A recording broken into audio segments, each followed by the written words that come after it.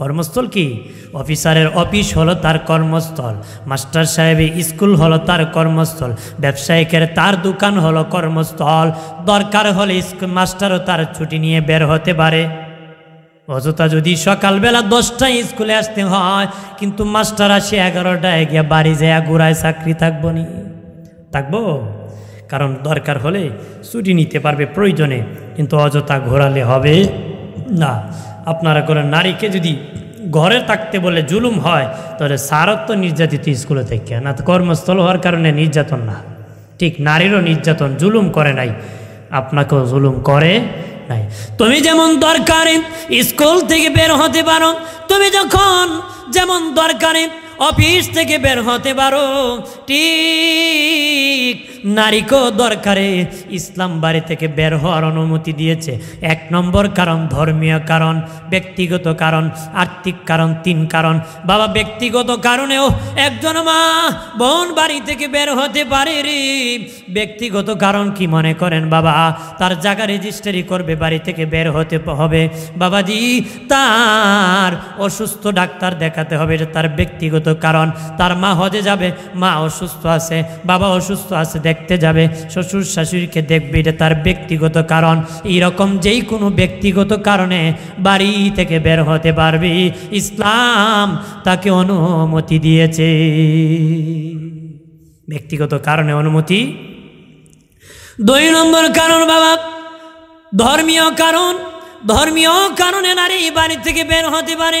যেমন আজকে ওয়াজ নসিহত হবে গো, সেখানে পর্দার সাথে যদি শোনার ব্যবস্থা থাকে যেতে পারবে, দিন শিখবে বাবা, সেখানে পর্দার সাথে যদি ব্যবস্থা থাকে যেতে পারবে। 3 নম্বর আর্থিক কারণ। একজন নারী আছে, তার স্বামী নাই, ছেলে নাই, ভাই নাই, কেউ নাই। ইসলামের শরীয়তের মাসআলা হলো রাষ্ট্রের পক্ষ থেকে ওই মহিলার খাবারের ব্যবস্থা করে দিবে, রাষ্ট্রের পক্ষ থেকে তার খাবারের ব্যবস্থা করে দিবে। কিন্তু রাষ্ট্র যখন দিবে না, তখন কি মরে যাবে? না না, যেইখানে গেলে তার পর্দার সাথে একবেলা খেতে পারবে, খাবারের ব্যবস্থা করতে পারবে, সেখানে পর্দার সাথে আর্থিক কারণে নারীকে বাড়ি থেকে বের হওয়ার অনুমতি দিয়েছে। একটু চিল্লায় বলেন আল্লাহু আকবার। কত সুন্দর বিধান ইসলামের। আগে নাকি মহিলারা মিছিল করেছিল, বন্দি করে থাকবো না, স্বামীর কথা মানবো না। কি করছে? বন্দি করে থাকবো না, স্বামীর কথা মানব না। স্বামী ছাড়া মা বুঝো না তো তোমার মূল্য নাই, সম্মান নাই। একজনের মালিকানা বা তার মুরব্বি মেনে থাকতে হয়, স্বামীর মহব্বত করে থাকবা, তোমার কদর থাকবে।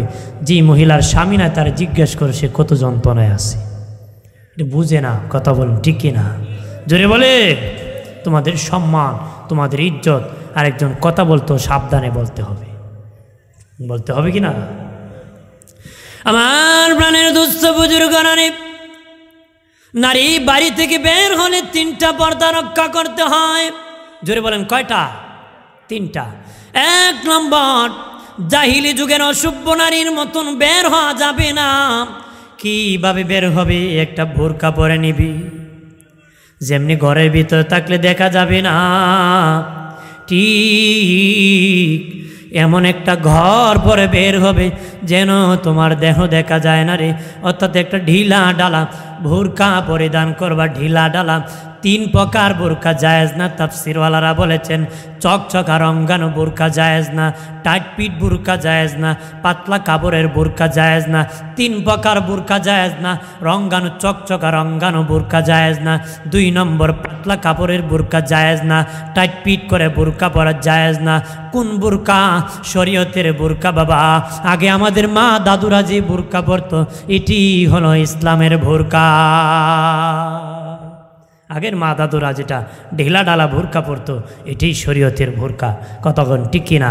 কারণ বোরকার ভিতরে মহিলা থাকবে, বাহির না। কতক্ষণ ঠিক কিনা? 1 নম্বর, প্রাণের বাবাজি নারী বোরকা পরে বের হবে, আর ঢিলা ডালা বোরকা পরে বের হবে গো। আর মাথার একটা আলাদা স্কার্ফের কাপড় দিয়া তার চেহারাটা ডাকিয়া বের হবে রে। নারীদের সবচেয়ে দামি জায়গা হলো চেহারা। বিয়ে করতে যখন জামাই বাবু কন্যা দেখতে যাবে, পা দেখাইলে বিয়ে করবে না, হাত দেখাইলে বিয়ে করবে না, লম্বা চুল দেখাইলে বিয়ে করবে না, চেহারা দেখাইতে হবে গো। চেহারা হলো সবচেয়ে দামি, এই জন্য তার চেহারাটাকে বাড়ি থেকে বের হতে হবে। এটা 1 নম্বর পর্দা, বাড়ি থেকে বের হওয়ার। একটু চিল্লায় বলেন, জবান খুলে বলেন আল্লাহু আকবার। 2 নম্বর, কে মানে আর কে মানে না এটা আমার দেখার বিষয় না। কে রাগ করলো না রাগ খুশি হলো এটা আমার দেখার বিষয় নাই। ওয়াজ বড় কঠিন রে বাবা, এই সমাজের আকার রক্ষা করা বড় কঠিন। বলে দাও আমার কাজ, কিয়ামতের দিন জিহ্বা কেটে দিবে আল্লাহ, বলে দিতে হবে তুমি মানো আর না মানো। আমাকে বলবে বললা না কেন, আমি বলেছি, মানে না তাদের দোষ, আমার দোষ না। যদি না বলি এটা আমার দোষ হবে, আমি বাঁচতে হবে। ও জাতি বলতেছি কেন জানো নি রে, কিয়ামতের দিন যেন গলায় ফাঁস না লাগাইয়া দাও। বলে দি রাগ করিও না, রেগে গেলায় তো হেরে গেলায়। গাম দেশে গরম বাতে বিলাই বেজার, হক কথা হাম্মক বেজার। কথা না প্রাণের বাবাজিরা রে, রাগ করিও না রে, আদব রাখিও, আদবে আউলিয়া বেয়াদবে দেউলিয়া। আদব যদি তাকে আউলিয়া হবা, আদব যদি তাকে সমাজে সম্মান আছে, মানুষ ভালোবাসে। বেয়াদব রেখে ও দাওয়াত করে নারী। আল্লাহ কো বেয়াদবকে চিরধরে জান্নাত থেকে বের করে দিয়েছি, কোনো বেয়াদব আমার জান্নাতের জায়গা হবে নারী হবে, কোনো বেয়াদবের জায়গা আল্লাহর জান্নাতে হবে। খেয়াল করেন ভালো করিয়া, বাড়ির 2 নম্বর পর্দা হলো চোখের। বাড়ি থেকে বের হলে 2 নম্বর পর্দা হলো চোখের পর্দা। এটা নারীকেও দিয়েছে, পুরুষকেও দিয়েছে, নারীকেও দিয়েছে, পুরুষকেও দিয়েছে। কেমন ভাবে চোখের পর্দা করবা? আমার দেশে অনেক মা আছে চোখের মধ্যে চশমা লাগাইয়া পর্দা করে। না না, চশমা লাগানোর জন্য আল্লাহ বলেন নাই, কাপড় দিয়ে চোখ ঘুরার জন্য আল্লাহ বলেন নাই। আল্লাহ বলেন, এরে আমার বান্দা বান্দিরা, যদি তোদের চোখের পর্দা করতি, আমি কাপড় দিয়া ডাকতে বলি, তোরা রাস্তার মধ্যে খালে পড়ে যাবে, মানুষের উপর পড়ে যাবে, গাড়ির নিচে পড়ে যাবে। আল্লাহকে চোখ কিছু দিয়া তোদের ঢাকা লাগবে না, চশমা দিয়া ঢাকা লাগবে না, কাপড় দিয়া ঢাকা লাগবে না রে। যদিও চশমা দিয়া পর্দা করে আমার দেশের মা বোনেরা, যদিও তার চক্ষু কোনো পুরুষ দেখে না, কিন্তু তাই কিন্তু চশমার পাকে দুনিয়ার পুরুষ সব দেখে। কথা হন না, চশমার ভিতরে তাই সবই দেখুন, তুমি দেখলো গুণ হইব। কতক্ষণ ঠিক কিনা? আল্লাহ নবী, আমার মায়ার নবীর কাছে আমাদের আম্মা জান নবীর বিবিগণ বসে আছেন। আল্লাহ নবীর একজন সাহাবী, উম্মে মাকতুম অন্ধ সাহাবী, উনি রাসূলুল্লাহর দরবারে আসলেন। নবী বললেন, আমার বিবিরা রে, তোমরা আমার কাছ থেকে চলে যাও। তারা বলে, ইয়া রাসূলুল্লাহ, নবী উনি তো অন্ধ, আমাদেরকে দেখবে না গো নবী, আমরা কেন আপনার কাছ থেকে চলে যাব? দিনের নবী বলেন, হ্যাঁ আমার বিবিরা, যদিও তোমরা আমার সাহাবী তোমাদেরকে দেখবে না গো বিবিরা, যদিও আমার সাহাবী তোমাদেরকে দেখবে না, তবে রে বিবিরা, তোমরা তো আমার সাহাবীকে দেখবা রে, তাহলে কি গুনাহ হবে না? অবশ্যই নারীও পৌকের পর্দা করতে হবে, পুরুষেরা পর্দা করতে হবে। আল্লাহ বলেন, নারীরা, আরে পুরুষেরা, তোমরা যখন রাস্তা দিয়ে হাঁটবা, নিচু নিচু করে, মাথাটা নিচু করে মাটির দিকে তাকায় হাঁটবা, মাটির দিকে তাকায় হাঁটবা। হোক নারী হোক পুরুষ, আপনারা বলেন কেউন্দার সুন্নি জনতা, অমুসলিম জনতা, কোন ইমাম সাহেব যদি রাস্তা দিয়ে হাঁটতে ডানে তাকায়, বামে তাকায়, সামনেও তাকায়, পিছনে তাকায়, মানুষ কি কইব? তাই বড় মাথা পাতলাও স্যার কইব নি, যেরকম কইব নি। এখন যদি কোনো আদি সাহেব তাকায়, তাইনের মাথা গারানি। ইমাম সাহেব তাকাইলো মাথা পাতলা, টাকাওয়ালা তাকাইলো মাথা পাতলা, গরিব মানুষ তাকাইলো মাথা পাতলা, ধনী মানুষ তাকাইলো মাথা পাতলা, বাবা জোয়ান মানুষ তাকাইলো মাথা পাতলা। মাথা কেন গাড়া না? ইসলাম কয় মাথা যার গাড়া সে নত হয়ে মাথা নিচু দিকে তাকাবে। একজন গরিব অসহায় লোকটা যদি মাথা নত করে রাস্তা দিয়ে হাঁটে, মানুষ কয় বেচারা খুব ভালো, মাথা নত করে হাঁটে। এটা ইসলামের বিধান, শরীয়তের বিধান। যে যত বেশি পালন করবে তার শান মান তত বেশি বেড়ে যাবে। কথা বলেন ঠিক কিনা? এই জন্য নারী পুরুষ আমি আপনি রাগ করবেন না। উদাহরণ দিতে আগে এই জন্য আগে হুজুরে ধরছি, এরপরে আমি আগে আমারটা ধরছি, এরপরে আপনারা হয়েছি, যেন রাগ না করুন। আমার বোনের বাবাজিরা, আমাদের চক্ষু হলো ক্যামেরার পিতার মতন। ক্যামেরা রেকর্ড করে গো, চক্ষু রেকর্ড করে ফেলেন। যেই ব্যক্তি শাস্তাগঞ্জে গিয়েছে, ইসলামী ব্যাংক কোন জায়গায় আছে, কিয়ালি মার্কেট কোন জায়গায় আছে, বাবা হোটেল আল সোহাগ কোন দিকে আছে, পিউরিয়া কোন জায়গায় আছে, এখান থেকে বসে বসে বলতে পারে কি না? বলতে পারে। কেমনে বলতে পারে জানুনি? তার দুইটা চোখ রেকর্ড করেছে ক্যামেরার মধ্যে, সেইখান থেকে ভাবতে পারে যে চক্ষু দ্বারা যদি নত হয় না তাকাও, একজন নারীর দিকে তাকাইলে রেকর্ড হয়ে যাবে, একটা নারী যদি পুরুষের দিকে তাকায় রেকর্ড হয়ে যাবে। কুমতলব হতে পারে, ভাবনা করে ইজ্জত নষ্ট করতে পারে, নিজেও গুনাহগার হতে পারে, তার সম্মান নষ্ট করতে পারে। এই জন্য ইসলাম বলেছে মাথা নিচু করে নিচের দিকে তাকায় তাকায় হাঁটো। একটু চিল্লায় বলেন আল্লাহু আকবার।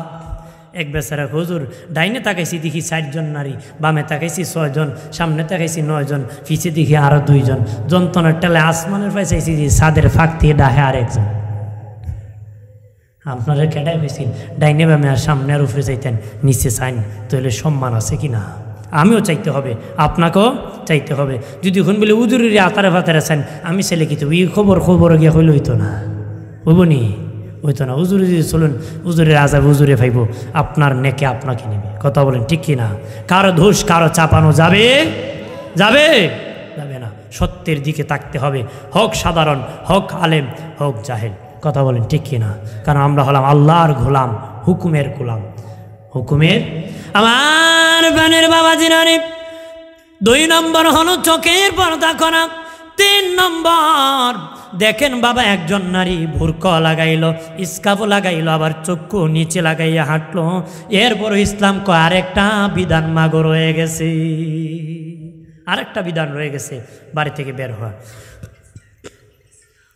আমার আল্লাহ বলেন, হে রে নারীরা, নারীরা, নারী আর পুরুষ বানাইছি, নারী বানাইছি নরম করে, পুরুষ বানাইছি আমি শক্ত করে।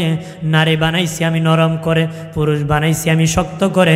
তোমরা যখন রাস্তা দিয়ে হাঁটবা, হেলিয়া দুলিয়া হাঁটবা না, দৌড়িয়া দৌড়িয়া হাঁটবা। নারী যদি হাঁটুরি, তোমাদের শরীরের মধ্যে নড়াচড়া হতে পারে, আরেকজন কুমতলবে তাকাইতে পারে, তোমার শরীরে অলঙ্কার আওয়াজ করতে পারে, এই আওয়াজের কারণে একজন যুবক কুমতলবে তাকাইতে পারে। এই জন্য আল্লাহ কো, নারী তোমাকে নরম করে বানাইছি, আমার নরম জমিনের ওপর নরম নরম কদমে কদমে হাঁটো। যে যত বেশি বেশি মাগো বিধান কায়েম করবা, তোমাদের গর্ভ থেকে আল্লাহর ওলির আগমন হবে। আল্লাহর ওলির কি আগমন হবে? যে যত বেশি বিধান পালন করবে, তার তত আল্লাহর পক্ষ থেকে রহমত নাজিল হবে। সুবহানাল্লাহ বলেন না, জোরে বলে। বাবাজি, পর্দায় না থাকলে আল্লাহর জান্নাতে বিক্রি হবে না, বিক্রি হবে, আল্লাহর জান্নাতে জায়গা করবে না।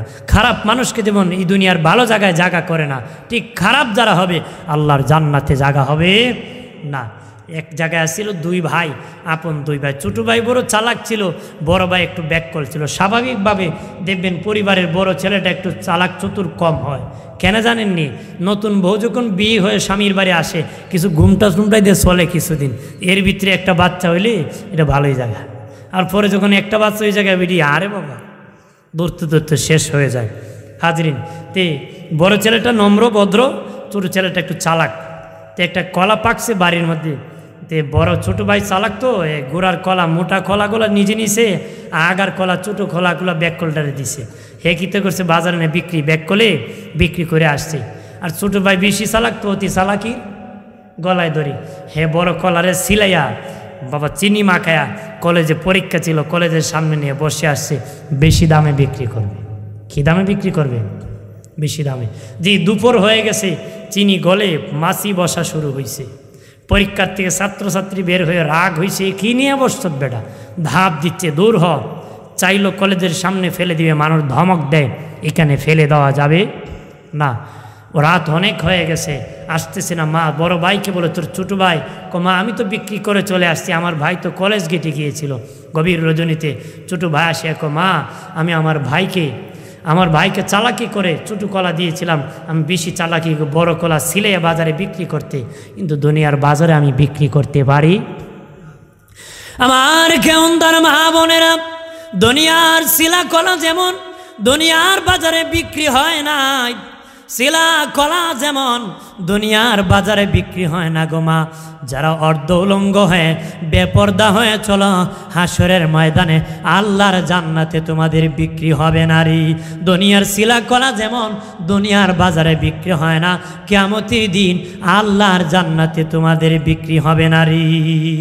আম্মা জান আয়েশা সিদ্দিকা রাদিয়াল্লাহু তাআলা আনহার হুজরার মধ্যে আমার দিনের নবীর রওজা মুবারক হয়েছিল।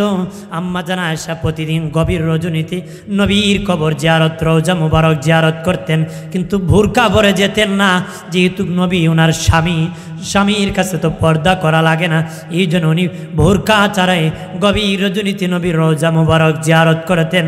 পরে যখন ওনার বাবা আবু বকর সিদ্দিক রাদিয়াল্লাহু তাআলা আনহু ইন্তেকাল করলেন, তখনও তিনি আম্মা জান আয়েশা বোরকা ছাড়া জিয়ারত করতেন। তিনিও ওনার বাবা আবু বকর সিদ্দিক, কারণ দুইজনের সাথে ওনার পর্দা করা লাগবে না, স্বামীর রওজা জিয়ারত করবে, বাবা রওজা জিয়ারত করবে, তখন তিনি বোরকা পরে যেতেন না গভীর রজনীতে। তারপরে আমিরুল মুমিনিন হযরত ওমর ফারুক রাদিয়াল্লাহু তাআলা আনহু যখন ইন্তেকাল করলেন, আবু বকর সিদ্দিকের পাশে যখন দাফন করা হলো, গভীর রজনীতে আম্মা জান আয়েশা তখন বোরকা পরে জিয়ারত করতেন, বোরকা পরে পরে জিয়ারত করতেন। প্রাণের বাবাজিরা রে, ও এলাকার মা বোনেরা, সম্মান তোমাদের ইজ্জত তোমরা ধরে রাখতে হবে গো মা। তোমাদের সম্মান তোমরা ধরো, তোমাদের ইজ্জত তোমরা রক্ষা করো গো মা।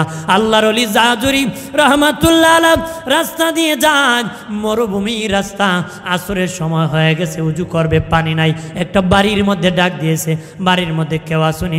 একজন কম বয়সী নারী বের হয়ে কয়, হুজুর কি জন্য ডাকতেছেন? মা একটা লোটা পানি দাও, আমি উজু করে নামাজ পড়ব। মহিলাকে সামনে দেখেন একটা পুকুর আছে, ওই পুকুরে যাইয়া উজু করে নেন। আল্লাহর ওলি জাজুরি রহমাতুল্লাহ আলাইহি যা দেখে পুকুরের তলার মধ্যে পানি নাই, একদম শুকনা পুকুর। আসিয়া বলেন, মা শুকনা পুকুর, কোনো পানি নাই গো মা।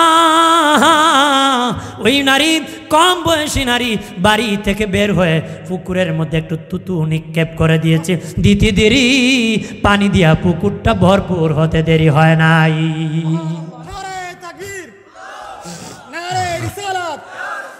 হযরত মাওলানা আব্দুল ওয়াদুদ সিদ্দিকী সাহেব। পানি যখন ভরপুর হয়ে গেল, আল্লাহর ওলি ওযু বানাইয়া নামাজ পড়িয়া ওই মহিলাকে বলেন, মা ও মা কি করে গো, এত বড় আমল করলাম, তোমার তুতু নিক্ষেপ করে দিলে আর পুকুর পানিতে ভরপুর হয়ে গেল গো মা, কি আমল তুমি করেছো? ওই মহিলা বলে, হুজুর আমি যখন আমার বয়স হয়ে গেল সেই সময় থেকে বেপরদা কোনো দিন হয় নাই, আমার উপর যখন পর্দা ফরজ হয়েছে আমি বেপরদা হই নাই। আমার স্বামীর বাড়ি যখন বিয়ে হয়েছি আমার স্বামীর অবাধ্য আমি কোনোদিন হয় নাই, আমার স্বামীর অবাধ্য আমি হই নাই। আল্লাহর কালাম তেলাওয়াত করি, তাহাজ্জুদ নামাজ পড়ি, আর স্বামীর কদর করি। আল্লাহর ওলি আর বেশি বেশি করে গো আমি আমার নবীর উপর দুরূদ শরীফ পড়ি, পড়ার কারণে আমার তুতুর মধ্যে আল্লাহ এত বরকত দিয়েছে, পুকুরে তুতু নিক্ষেপ করতে দেরি, পানি ভরপুর হতে দেরি হয় নাই, ভরপুর হয় নাই। আমাদের দেশে মা বোনরা গালাগালিতে পটুর, তুতু নিক্ষেপ দূরের কথা, ভালো কতই মুখ দিয়ে বের হয় না। সবাই না কতক্ষণ ঠিক কিনা? দিনের নবী যখন, আমার নূরের নবী যখন মেরাজে গিয়েছেন, নবী দেখলেন কিছু নারী বাবা একজন নারীকে ঝুলন্ত রাখছে, ঝুলন্ত, পা আকাশের দিকে, মাথা নিচের দিকে, আর তার মাথার মধ্যে ফিরিস্তা পাথর নিক্ষেপ করতেছে। মারার মাঝে সাথে সাথে মাথাটা তুলার মতন উড়ে যাইতেছে, আবার জোড়া লাগতেছে, আবার পাথর মারতেছে, আবার জোড়া লাগতেছে, আবার তুলার মতন উঠতেছে। নবী বলেন, ভাই জিবরাইল, ওরা কারা রে যে মহিলার মাথার মধ্যে পাথর মারতেছে আর মাথা তুলার মতন উড়ে উড়ে যাচ্ছে?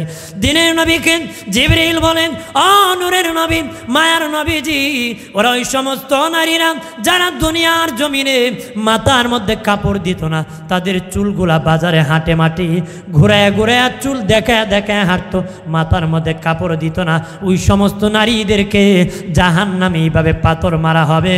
একটু চিল্লা জবান খুলে বলেন নাউযুবিল্লাহ। এরপরে নবীজি বলেন, আরো কিছু নারী এইভাবে জ্বলন্ত আছে আর জাহান্নামের মধ্যে হুক গরম করে নারীর পেটে আর পিঠের মধ্যে দাগ দেওয়া হইতেছে। পেটে আর পিঠের মধ্যে কেউন্দার চুনার ঘাটের মা বোনেরা কান ভরে শুনে নাও, কানটা ভরে শুনে নাও গো মা, হুক গরম করে করে পেটে আর পিঠের মধ্যে দাগ দিতেছে। নবী বলেন, ভাই জিবরাইল, হুক গরম করে দিতেছে, ঠান্ডা হয়ে গেলে আবার জাহান্নামে গরম করতেছে, আবার পেটে আর পিঠে দাগ দিতেছে, আবার গরম করতেছে ঠান্ডা হলে। নবী বলেন, ওরাকে কেন রে এইভাবে দাগ দেওয়া হইতেছে? জিবরিল বলে, নবীজি, ওরা ওই সমস্ত নারী আপনার উম্মতের মধ্যে যারা পেটার পিঠ কুলিয়া হাটে মাঠে ঘাটে ঘুরাইতো, এই জন্য আমার আল্লাহ ওই নারীদেরকে শাস্তির ব্যবস্থা করেছে জাহান্নামে। চিল্লায় বলেন নাউযুবিল্লাহ। আজকে বেপরোয়া হয়ে গেছি, খারাপ হয়ে গেছি। আমি নিজেই স্বাস্থ্যকেন্দ্র তো ডেন না, ডেনিতে হাঁটতেছি, এক মহিলা পিছনে খুব ভালো লাগে না, বেড়েন্তের যন্ত্রণা আড়া লাগে না, বেড়েন্তের যন্ত্রণা হাঁটতাম পারি, বোঝা যায় মগের মূল্য এইদিকে বেশি যায় না, আবার মহিলারা ক্ষমতা বেশি হাত উফরে। আমার প্রাণের বাবা জিনারে খেয়াল করেন মা গনে, ও মা, তোমাদের সম্মান বেশি, তোমাদের ইজ্জত গোমা বেশি, তোমাদের সম্মান তোমরা ধরে রাখতে হবে গোমা। নারীকে অধিকার বেশি ইসলাম দিয়েছে, একটু চিল্লায় বলেন সুবহানাল্লাহ। নারীকে ইজ্জত সম্মান অধিকার ইসলাম বেশি দিয়েছে, পুরুষকে মর্যাদা বেশি দিয়েছে, অর্থাৎ নেতৃত্ব দিবে পুরুষ, অধিকার আদায় করে দিবে পুরুষ। নারীর অধিকার কি? কারণ নারীর কোনো দায়িত্ব নাই ইনকাম করে খাওয়াবে, পুরুষের দায়িত্ব তার স্বামীকে ইনকাম, বিবিকে ইনকাম করে খাওয়াবে, এটা পুরুষ স্বামীর দায়িত্ব। কথা বলেন ঠিক কিনা? জোরে বলেন ঠিক কিনা?